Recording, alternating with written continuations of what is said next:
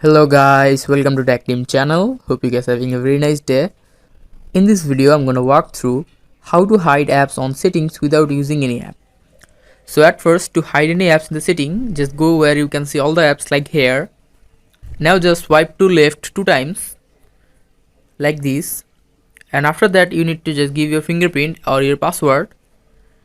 And after giving your fingerprint or password, here you can see you can just add apps from here. Click the bottom add apps. Now just select the app that you want.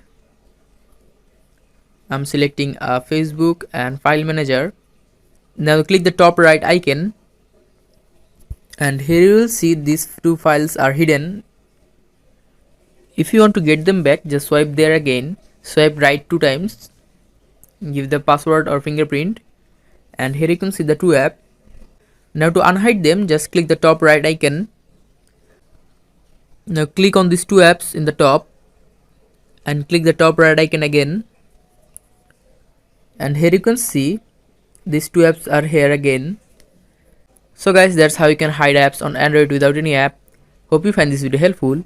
If you find this video helpful, then give thumbs up and don't forget to subscribe Tech Team channel. Thank you so much for watching the video.